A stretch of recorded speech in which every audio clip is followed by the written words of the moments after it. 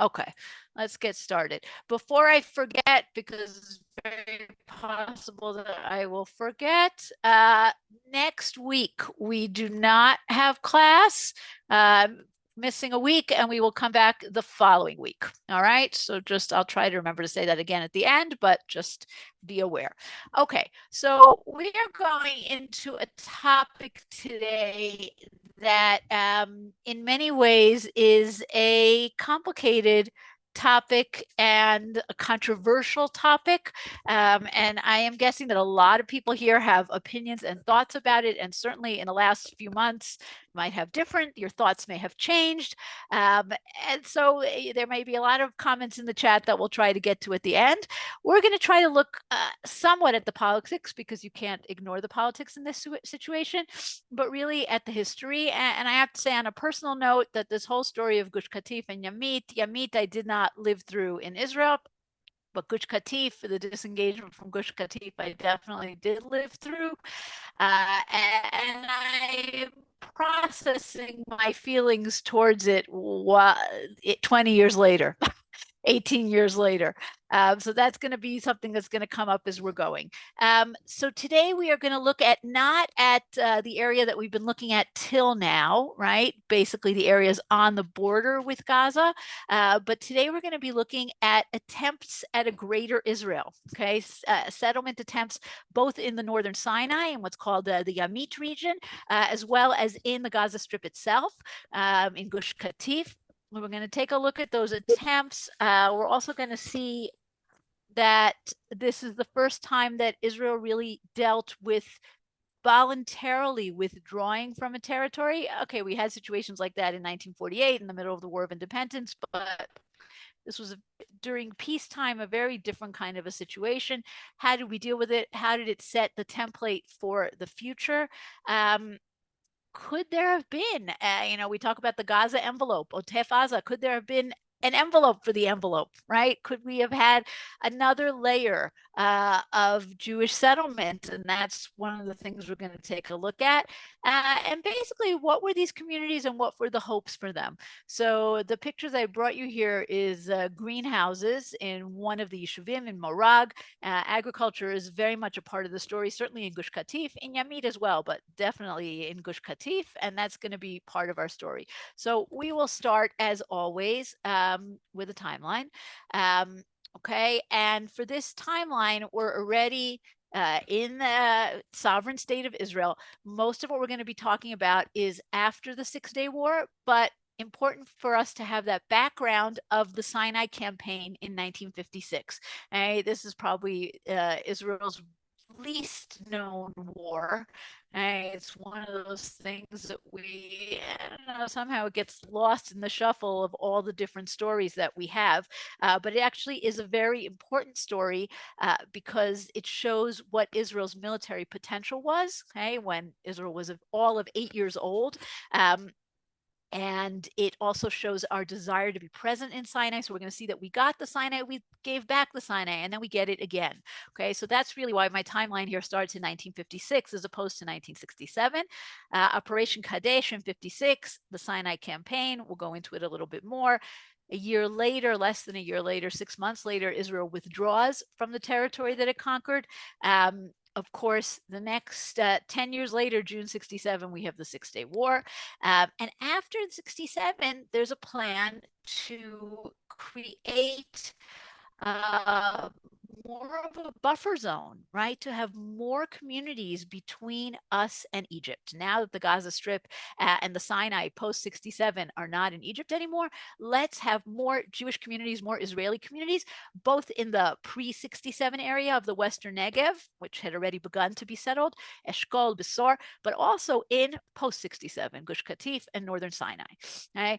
And we're going to be kind of interspersing Yamit story. We're going to tell them one at a time, but understand that they are interspersed in terms of dates. The communities in Gush Katif begin in the 70s. The cornerstone for Yamit and some of the communities are even before this is in 1975. So they're kind of happening at the same time. We'll deal with them separately. Very, very major watershed event. November 1977, Anwar Sadat, the president of Egypt, visits Israel. This, of course, leads to the Camp David Accords and the peace treaty with Egypt, which then leads to Israel leaving Hevel Yamit, giving it to Egypt and destroying the communities that were built there. Relocating, right? We're going to see to where. Some of them relocate to Gush Katif and then have to relocate a second time in 2005 when we have the story of the disengagement from Gush Katif.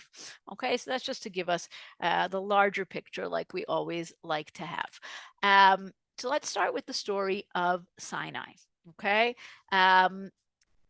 there is a crisis with the Suez. And again, we're going to thank Professor Martin Gilbert again. Oh, and I forgot, I apologize. As always, we are devoting our learning to the health and the recovery of all of our wounded soldiers and hostages, to the safe and immediate return of all the hostages, and to our victory in this terrible war. Okay, let's go back to the Sinai. So here we have Dr. Gilbert again giving us another wonderful map. This is actually the Israeli withdrawal from the Sinai in March 57. I figured we didn't need both the conquest and the withdrawal for you to understand what we're talking about. But let's do a little bit of a background. Okay, we have a military uprising, a coup in Egypt where King Farouk is deposed in the early 50s and Gamal Abdel Nasser comes into power. His second in command eventually becomes president himself, is Anwar Sadat. Lots of tension in the early to mid 50s between Israel and Egypt. Terror attacks from Gaza, as we saw, we talked about this last time, terror attacks from Gaza into Israel, Israeli reprisals into Gaza. So you have a lot of tensions about that. Plus, you have interesting tensions between Egypt and the British and the French. Okay? And this is kind of the last gasp of British and French power in the Middle East before the power is really taken over by the two new superpowers, which is, of course, the US and the Soviet Union. And the British, there's a lot of tension over the control of the Suez Canal, right? Just to take a look, this is called the Suez Crisis, right? The Suez Canal, of course, being this extremely important thoroughfare that helps ships to avoid having to go all the way around Africa. So there's tension with the British over who controls the Suez Canal. There's a proxy Cold War going on. The Soviets want to start arming Egypt instead of them getting supplies from the West. Meanwhile, Israel's making alliances with the French. All of this comes to a head in July of 56. Nasser nationalizes the Suez Canal, right? Makes it part of Egypt and closes it and the Straits of Tiran. Straits of Tiran are down here, right? If these names sound familiar, it's because it's going to happen all over again 10 years later in 67. And he closes this to Israeli shipping. And Israel makes kind of a secret agreement with the British and the French to go to war against the Egyptians. The Israelis really take the brunt of it. They invade the Sinai, but the British and the French also attack in Port Said. And ultimately, what happens? There's a full week of war. And that's all. It's only a week where we specialize in these lightning short battles. In that war, Israel takes all of the Sinai and Gaza. And then what happens? We have very few casualties. We have 172 casualties in this battle. We've taken this huge amount of territory, but then, of course, there's a lot of pressure from the United States to withdraw. And that's what you're seeing here in March of 1957. Now, the aftermath is a very interesting aftermath. On the one hand, we lose all this territory. On the other hand, here we are 8 years into our existence. Okay, we're still little Israel. We're still with a very struggling economy. We're still trying very hard to absorb all those immigrants. And this is our first kind of testing ground, proving ground after 48. And wow, here we are. We're playing with the big boys. We managed to vanquish Egypt in a week and take this massive territory. So it's very much a shot in the arm of confidence for the Israeli army, which we hadn't really felt then. It's kind of a prelude to 67. For the British, for the French, it works in the other way. They're very humiliated by this story. And for the Jews, the Egyptian Jewish community, it's essentially the end of hundreds and hundreds of settlement. Basically, there are many sanctions against them by the Egyptian government, and most of them make their way out and leave, whether it's for Israel or for France or for the US. So there are a lot of different repercussions to this event in 1956. And we're going to see that it kind of gives us a little bit of the confidence and the desire to go into Sinai when this becomes possible in 1967. Right? The picture on the right here, of course, is Moshe Dayan, right? With the troops in Sharm el-Sheikh all the way down at the bottom, right, of the Sinai Peninsula. That's what's going on over here. Okay. Jump forward to the story that we know a little bit better. And that, of course, is the story of the Six-Day War. Okay, we're not going to tell the story of the Six-Day War here. What's important for our purposes is we move from really little Israel, little surviving Israel, but little Israel of the map here on the left to this suddenly Israel that controls this huge amount of territory. Okay, huge is a relative term, but still a very large amount of territory compared to what we had before. So, of course, we have the story of the Golan, we have the story of Judea and Samaria. So, we're not going to talk about those stories anymore right now, but we are now here going to talk about Gaza and the Sinai, right? The same territory that we had taken in 1956. Now we get it in 1967. And at this point, there's nobody who's pushing us out. And the question is, how do we utilize this huge chunk of land that we've got, right? And the question is, can we create a buffer zone between us and Egypt, like I mentioned before? Hey, can we try to prevent terrorist attacks on the Jewish communities that plagued us throughout the 50s and the 60s, plus an idea of expansion? We want to expand. We have immigrants who are coming. We want to be able to expand. We want to be able to have more territory. And that's the lead up to our stories of Hevel Yamit, the Yamit block, and Gush Katif. Okay, so let's look first at Yamit. Sorry, why are we not moving here? No, why am I frozen? Oh, sorry, what's going on here? Okay, thank you. Okay. One more. Sorry, my PowerPoint seems to be going crazy. Okay, here we go. The concept is, first of all, there are a few smaller communities that are created first, mostly Heachzut Nachal, right? We talked about the Nachal last time. These army-led communities that are already begun in the late 60s. But the concept is to create a region around one major city, and that major city is going to be called Yamit, and smaller communities all around it. The city, Yamit, is going to be a hub. The concept was to have 200,000 people in this city. Okay, we'll see what it's supposed to include. But I thought it would be nice. We'll see if it works. I don't know if the PowerPoint is going to let us. But I would like to be able to show you at least part of a very interesting video about this area. Okay. In 1969, Naomi Shemer, right? We all know Naomi Shemer, the songwriter of Jerusalem of Gold and so many other beautiful songs. Naomi Shemer was invited to come down to one of these Nachal settlements in the northern Sinai. Everything we're talking about now is the northern Sinai. We're not going to, let's just go back a second, right? When we talk about settlements in the Sinai, we have a few down here, right, near Eilat. We have 3, but the main settlement block that we're talking about when we talk about Yamit is this area of the northern Sinai. Okay, so Naomi Shemer is invited to come down and to see these Nachal settlements and to tour them. And she's so impressed by what she saw that she comes back and she writes a song that's called Beheachzut HaNachal B'Sinai. It becomes a big hit. And eventually they make a video clip in one of these communities that's called Neot Sinai, which eventually becomes a Yishuv. Yishuv.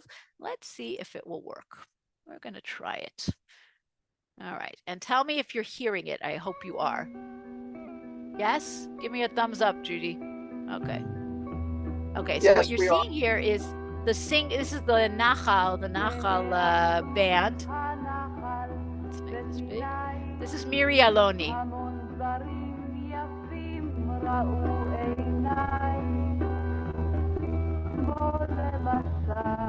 Okay, she's in the actual place, and there are no actors except for her. These are all the soldiers who are actually there.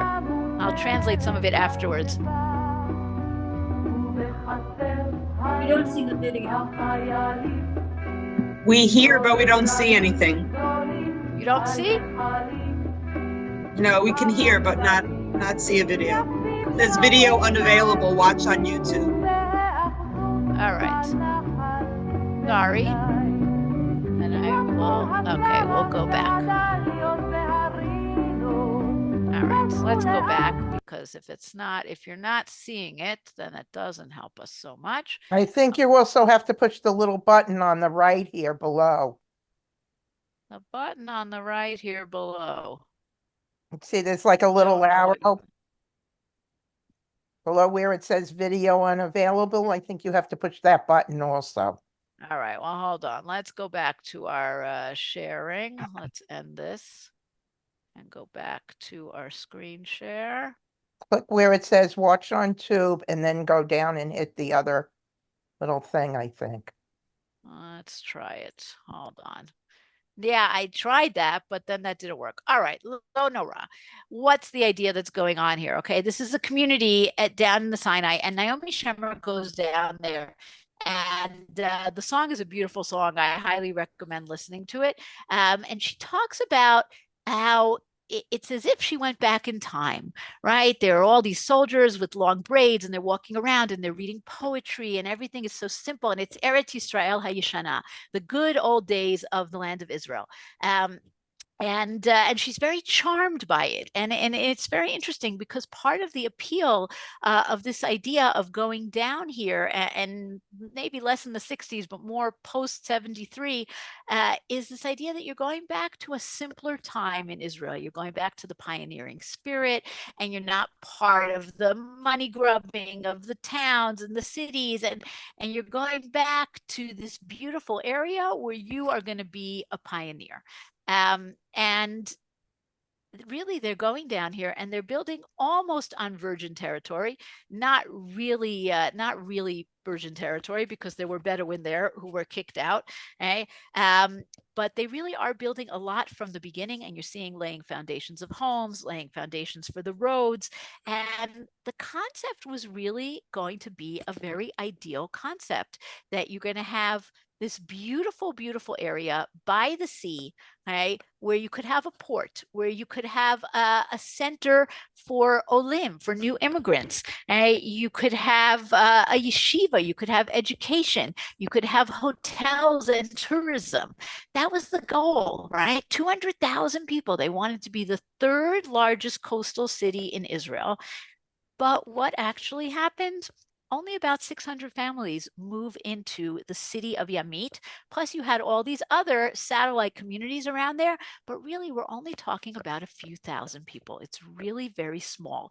And as it's starting, it's getting off the ground, it's starting to develop, something very unprecedented happens, and that's Anwar Sadat comes to Israel. Now, to understand how enormous this is, okay, Israel, after the 6-day war, right, 3 weeks after the war, Levi Eshkol is the prime minister. Israel offers the Arab countries territories in exchange for peace. 3 no's, right? Very famous conference. The Arabs say no to any agreements, no to recognizing Israel's existence, right? Absolutely not. No Arab countries will recognize us. No Arab countries are interested in any kind of conversation with us. And that's why Anwar Sadat comes, right? He's the president of Egypt. He becomes a president after Nasser in 1970 until he's assassinated in 1981. He's the president during the Yom Kippur War. And he, in the aftermath of the Yom Kippur War, which on the one hand was terrible for Israel, but on the other hand, we ultimately did win. So there's a lot of humiliation for the Egyptians. There's also an economic crisis in Egypt. And Sadat kind of wants to turn towards the West. And he knows that turning towards the West he's gonna have to make some kind of an overture to Israel. Meanwhile, what's going on in Israel? 1977 or 1977 is the year of the Mapach, of the revolution. After 29 years of labor-led government, Menachem Begin is in power. So things are changing, and Sadat sees an opportunity, and he gets in touch through the US, and he says, I want to come to Israel. And people here are very skeptical. It's a trick, it's a fake, he doesn't really. And then he comes, right? And he comes to the airport, and he's, of course, greeted in this very royal way. And everyone is in shock. And he comes and he speaks in the Knesset. He says, I want to make a peace agreement with you. And Menachem Begin goes with it, which is actually astounding, right? Begin, who had built his reputation as the firebrand, as the leader of the Irgun, no to reparations with Germany, right? Hard line all the way. And he also sees an opportunity. And they agree to have a conversation. Of course, from that conversation to actually coming to an agreement takes a very long time with a lot of American intervention. They go to America, Camp David Accords with Jimmy Carter, lots of very, very long conversations, which ultimately end up with the agreement that you see here on the right, right? With Israel withdrawing from almost all of the Sinai, not from Gaza, okay, but withdrawing, in return getting a normalization of relations with Egypt, meaning Israelis can go to Egypt, meaning they recognize us, passage through the Suez Canal, right? All of these very important things, but in return, giving up this huge amount of land. And this is brought to the Knesset, right? Begin wants to have the popular vote. He wants the Knesset to vote on this. He doesn't want to do it unilaterally without the approval of the people. It comes to a vote in the Knesset. 84 vote in favor, 19 vote no. And we'll talk about the composition of the votes in a minute, and 17 abstain. Okay, overwhelming in favor. But what's interesting are the no's, right? Some of the no's, of course, are from the right, from hardline right. Now remember, Begin is right? He's from the Likud, but there are people from the Likud who are against. We're going to talk in a minute about Geula Cohen. But you also have no's from labor, notably from Yigal Allon, who we're going to talk about in connection with Gush Katif. But Yigal Allon feels this is a security nightmare. It's a disaster. Among the abstentions, as opposed to the no's, is Yitzhak Shamir, right? So people went in very different directions, didn't always follow their politics. But what did happen after this is that you have the formation of the hard right party of Tchia, which is more to the right than the Likud, which is a combination of Gush Emunim, the Land of Israel movement, Cherut, that is fighting against this whole idea of giving up any kind of territory. But ultimately, it's voted through, and the withdrawal begins from 1979 to 1982. 82 is when they leave Yamit. And it's the first real example of Israel withdrawing voluntarily from territory that they've built up. It's a very difficult thing. A lot of communities are uprooted. A lot of people are relocated. Some people choose to leave before they're actually taken away. They voluntarily choose to leave. They voluntarily choose to relocate. We'll see where they go in a minute. But there's also political resistance. There's also fighting back. Most of it is peaceful. Some of it is from residents. Some of it is from outside people. One of the real firebrands, we'll talk about two of them. One is Tzachi Hanegbi, who was a student at the time, eventually becomes a politician. He's still a politician today. He's the son of Geula Cohen. He is very strongly against. He ends up being one of the activists that besiege, that basically like put themselves on top of a monument in the middle of Yamit and refused to leave for 3 weeks. Finally, on April 23rd, the final pinoi, the final evacuation from this building. You can see the picture here on the right. You have activists who put themselves up on top of the buildings. The soldiers have to climb up and get them. There's fighting back and forth. There's foam that's sprayed at them. Ultimately, they come down and they're taken away. But you can see these heartrending pictures that we're going to see in a few minutes You are repeated in Gush frozen. Katif of the soldiers Shulie, and the you are residents. frozen. What? You are frozen. Oh, now you're back again. I'm For frozen. everybody. Up for I see everybody. myself. I think that I'm okay. Right? No, Right. Okay. One of the other people who's very, very involved here, and he's not a politician anymore, he retired from politics, and then he passed away tragically too young, is Hanan Porat. Hanan Porat was a very, very interesting, brilliant person. He was one of the children of Kfar Etzion, born in Kfar Etzion before 1948, obviously had to leave with 1948. He's one of the founders of Yeshivat Har Etzion in Alon Shvut of the Gush, but he's one of the founders of Gush Emunim and is very, very involved in settling Samaria and in fighting against the evacuation from Yamit. And he goes to address the Knesset when this is beginning to be happening, right? It's right before they're going to evacuate Yamit. And he starts speaking in the Knesset and he says, I'm going to start with a prayer. And the prayer is, Elokai nitzor lishoni meira. God, please stop me from saying bad things. He says, everything I'm going to say now is not coming from hatred. It's coming from pain.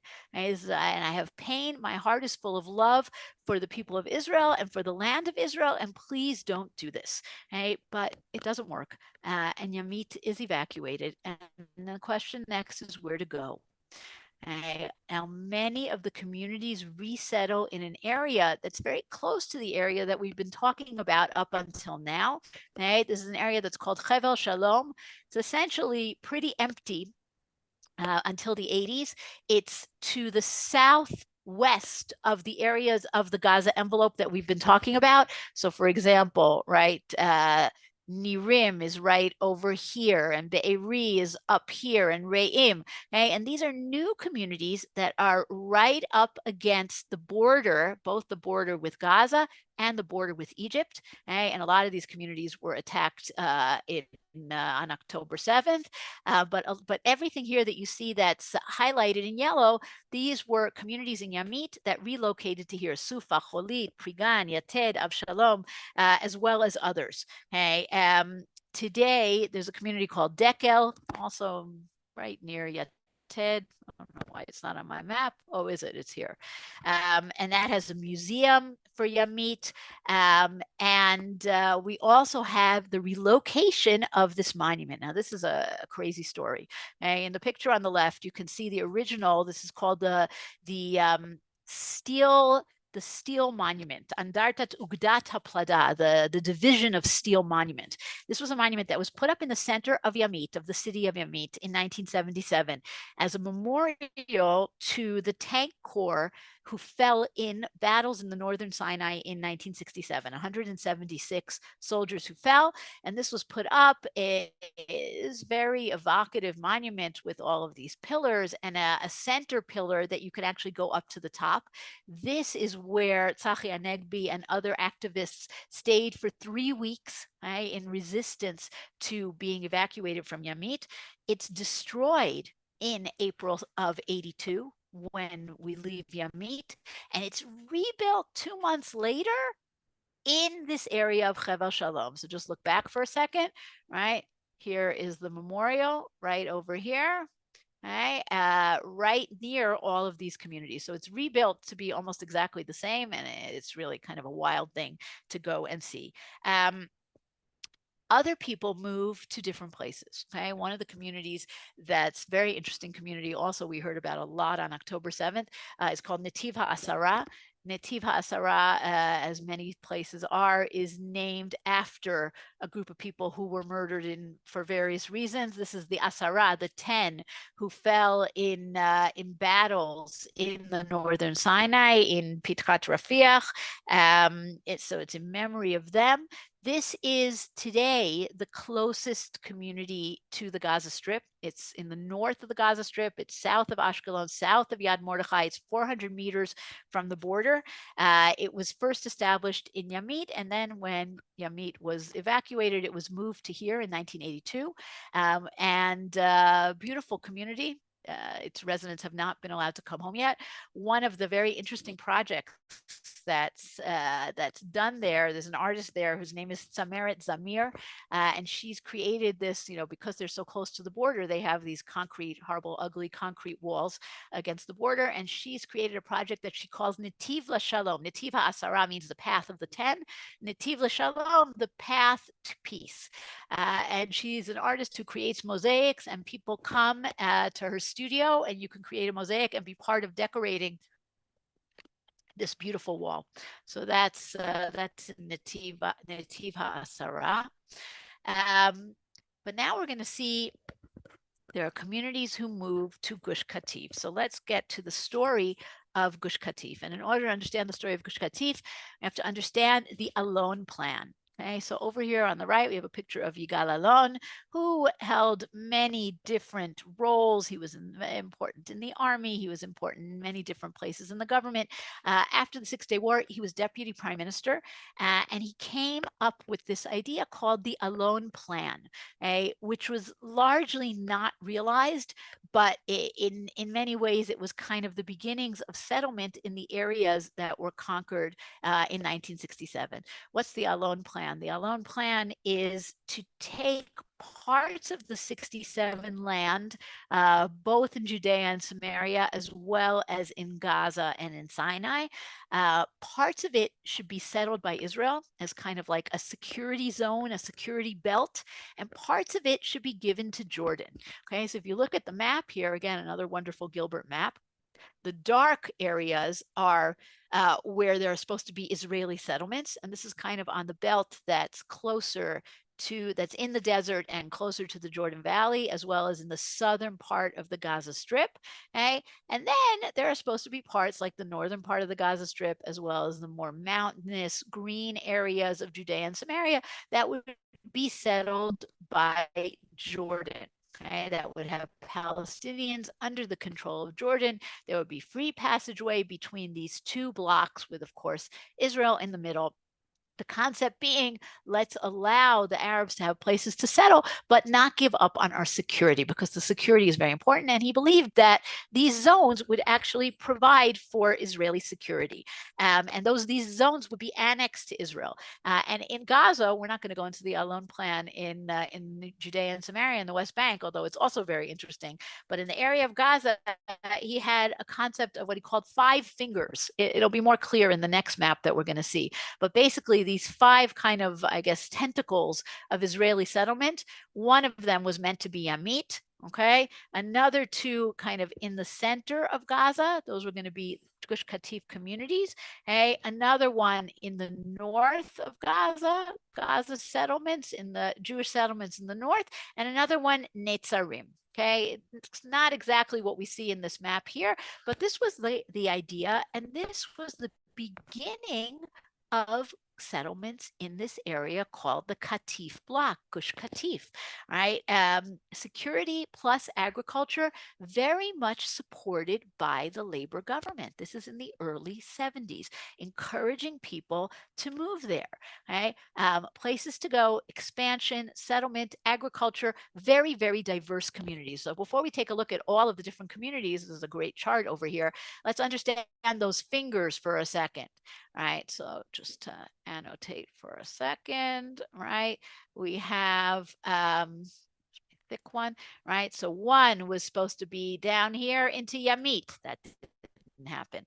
Okay, 1 was supposed to be here by Morag. Okay, 1 by Kfar Darom. Right, also here in the northern Sinai, as well as in Netzarim. Eventually, Morag, Kfar Darom, it all becomes one, right? You have all of these different communities here. You have Yamit, cut out of the picture, Netzarim and the Northern Sinai. And that's really the security idea behind it.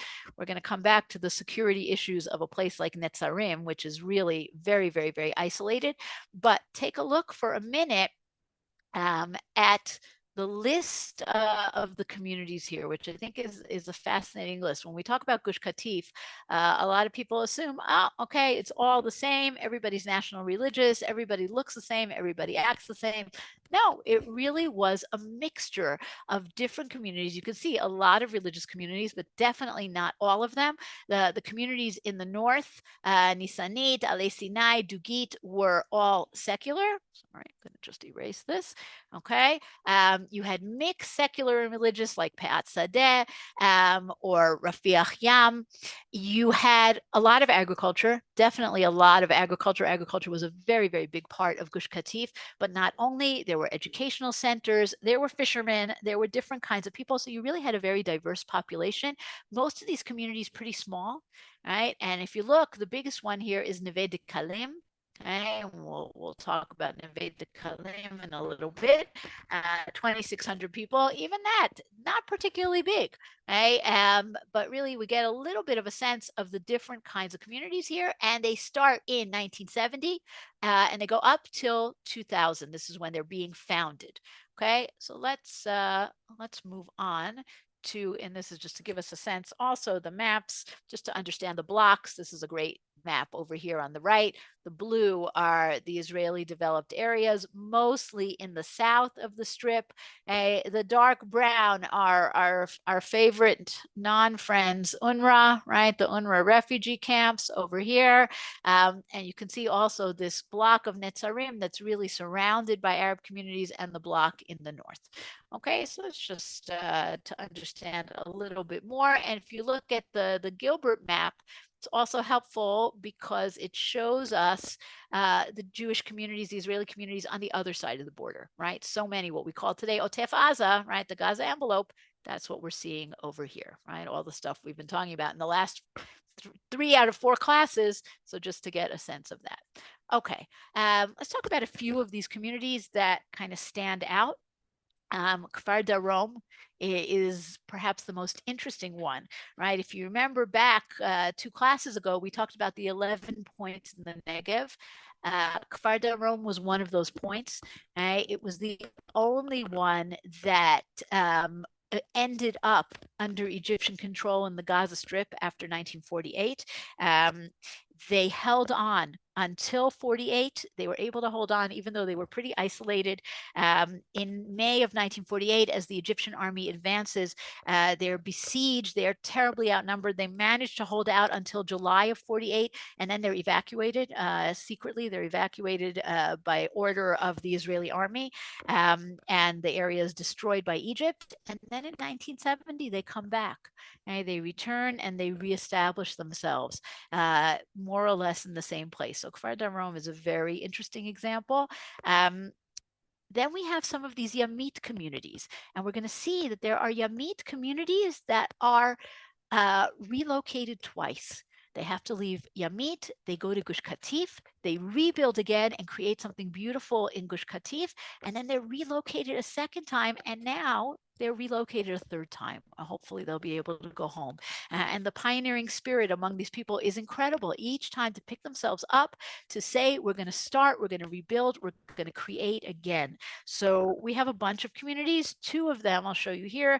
One is Atzmona, which was founded in Hevel Yamit, and then was relocated. We're going to come back to Atzmona in a little bit.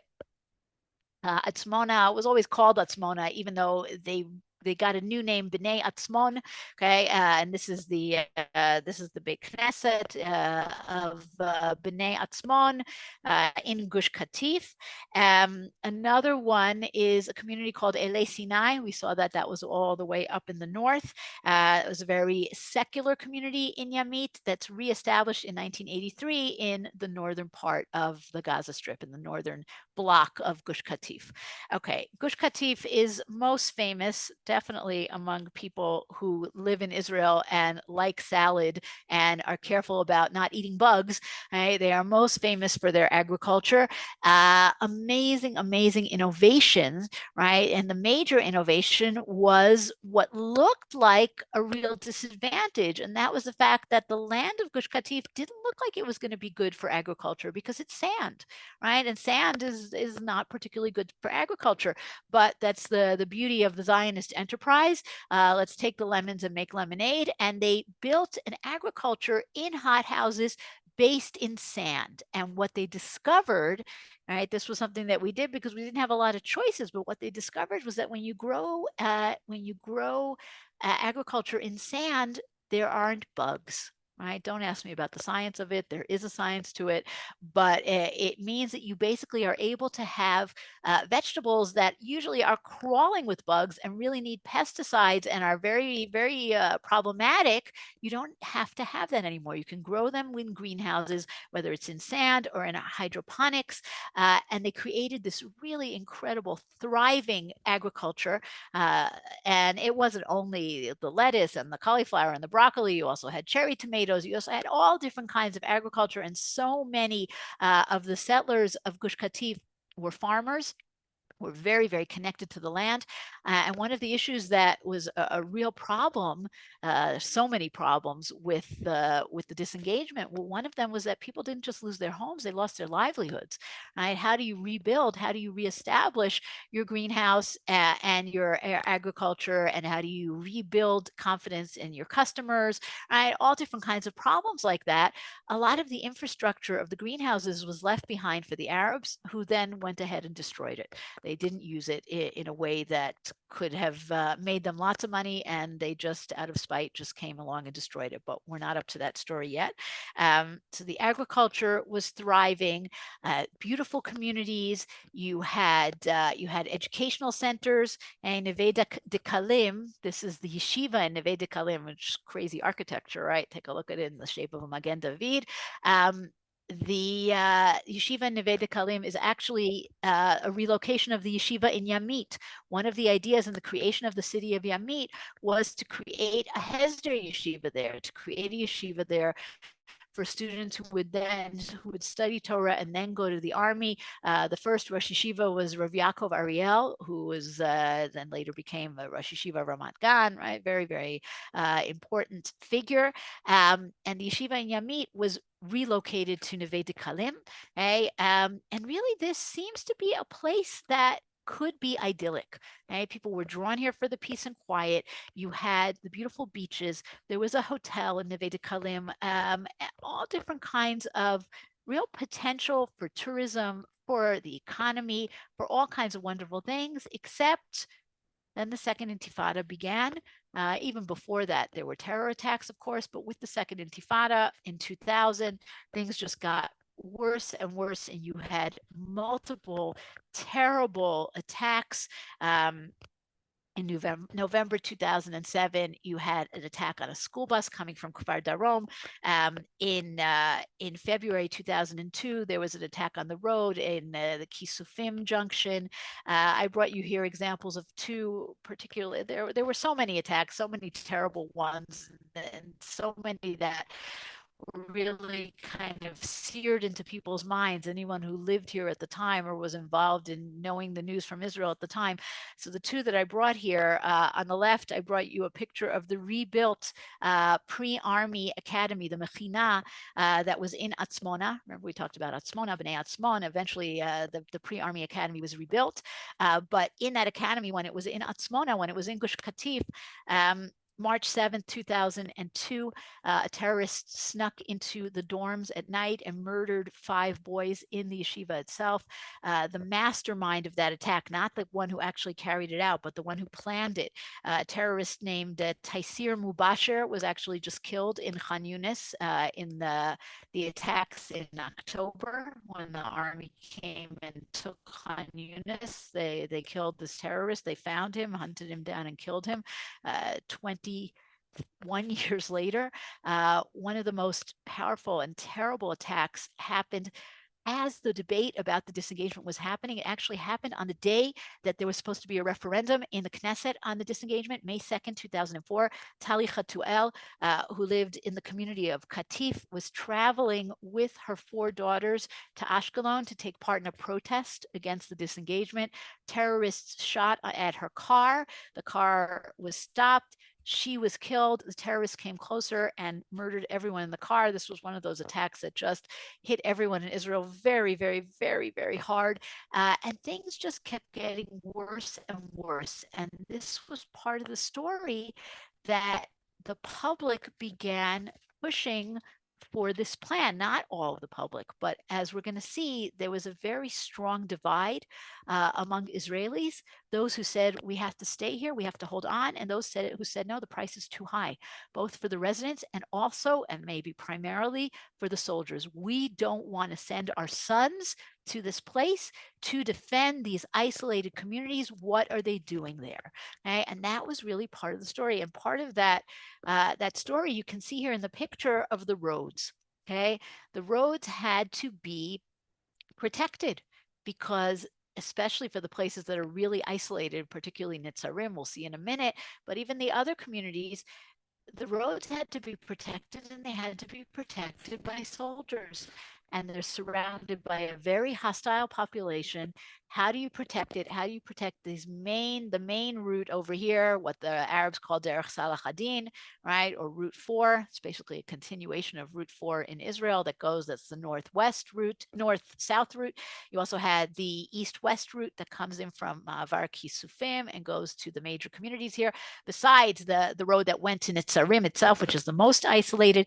And these roads become really death traps, very, very difficult, both for the people who are living here as well as for the soldiers. One of the hardest places is Nitzarim, which, as we saw before, very much an enclave, much harder to protect, eventually an armed escort needed in order to travel back and forth. This is the synagogue in Nitzarim. We're going to come back to it towards the end. And there's kind of a groundswell of feeling that, is this a good idea? Should we be in this place? Okay? And that groundswell is kind of picked up by Ariel Sharon, among others, who decide that there's no one to talk to in Gaza, and therefore we should act unilaterally. We should give these places to the Arabs, and in exchange, A, we won't have to protect them. B, we will save all the people that are here. And C, we will not have to deal with the demographic question.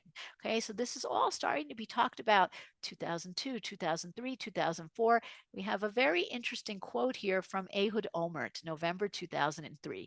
There is no doubt in my mind that very soon the government of Israel is going to have to address the demographic issue with the utmost seriousness and resolve. This issue, above all others, will dictate the solution that we must adopt. In the absence of a negotiated agreement, and I do not believe in the realistic prospect of an agreement, we need to implement a unilateral alternative, meaning we're going to leave. We don't care if you want this, you don't want this, we're going to leave.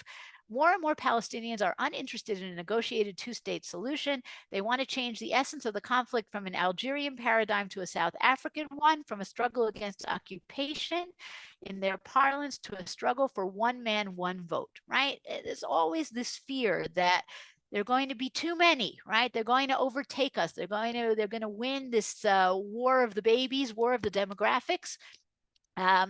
And in order for us to stop that, we have to get out of there and leave it to them. For us, it would mean the end of the Jewish state. The parameters of a unilateral solution are to maximize the number of Jews, to minimize the number of Palestinians, not to withdraw the 1967 border, not to divide Jerusalem. 23 years ago, Moshe Dayan proposed unilateral autonomy.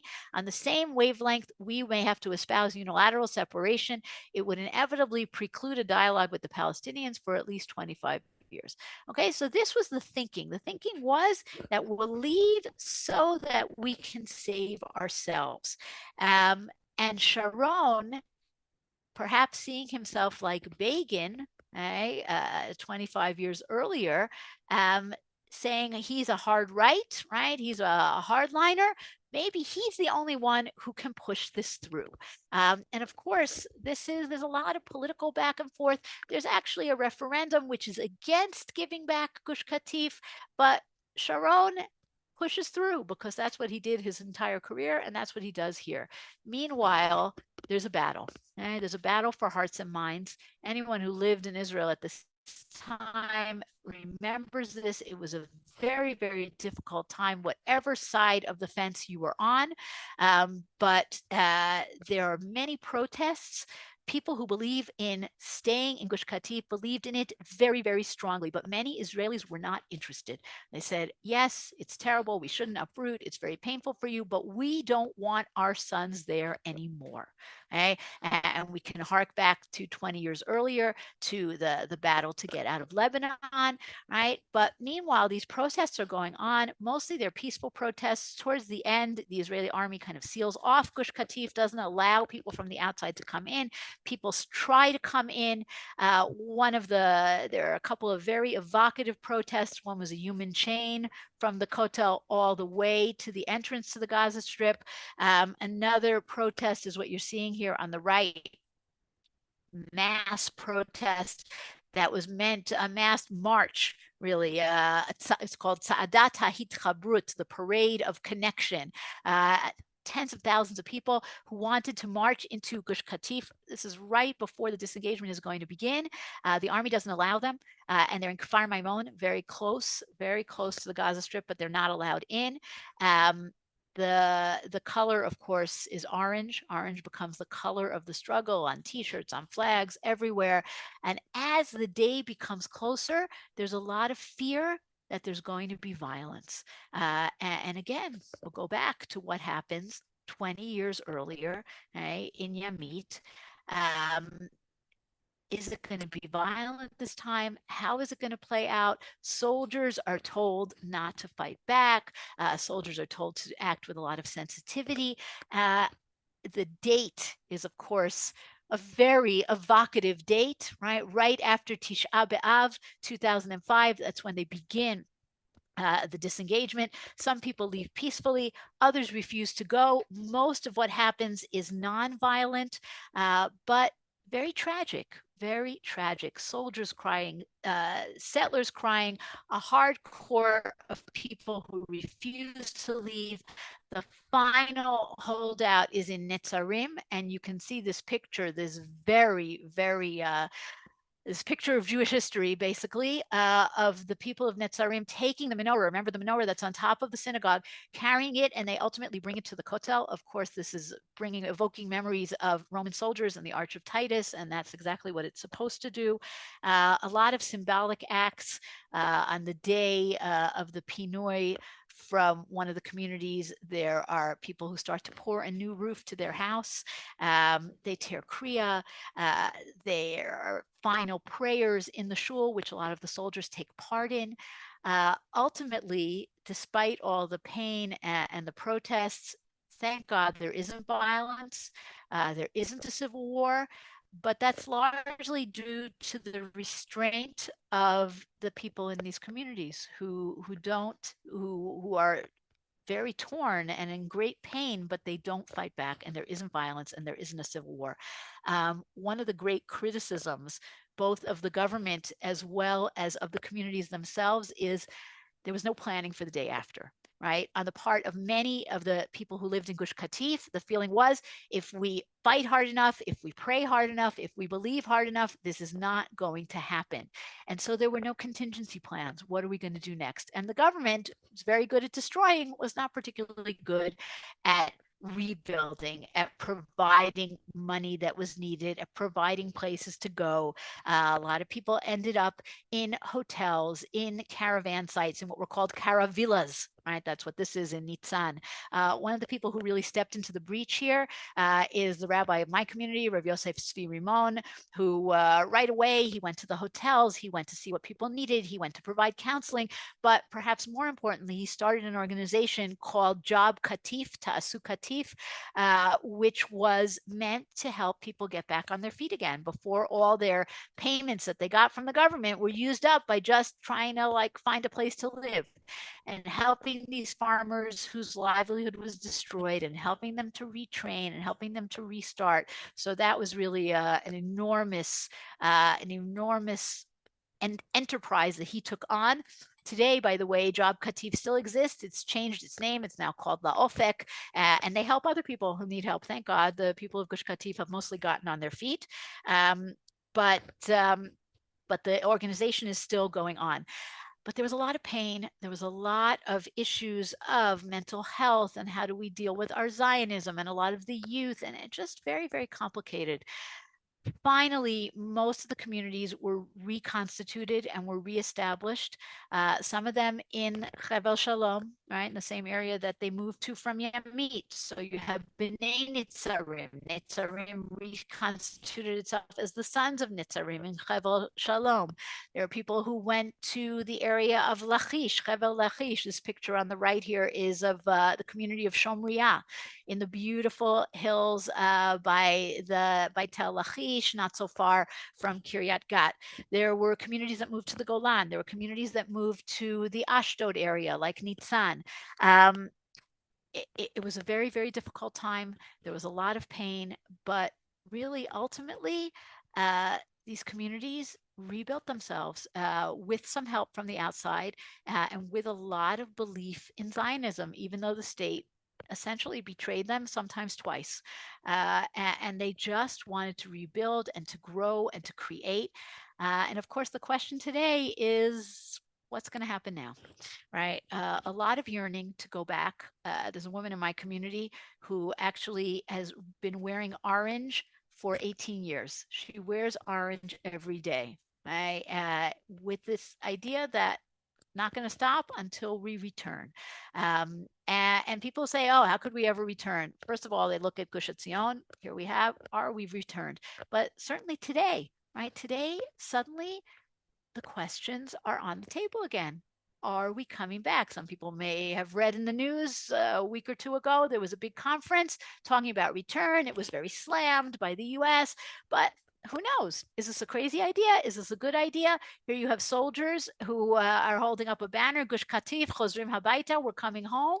And there definitely is a desire among some people to come back. And the question is that a good idea? Is that a bad idea? That is not for this class to determine.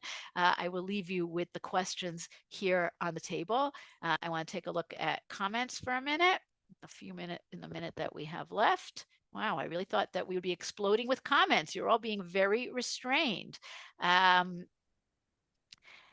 Yeah, Gaza, the Egyptians did not want, and that's why we held on to it. Somebody here visited Nativa Asara, very, very nice. Yeah, Tali Khatuel was also pregnant. It is a terrible, terrible, terrible story. And her husband actually ultimately remarried, has 6 kids today, but it was a horrible story, right? Land for peace is complicated, right? Does it work? Yes, it has worked with Egypt. It's true, but I guess it depends. And we do work with Egypt, and we have a lot of cooperation with them in certain elements of security.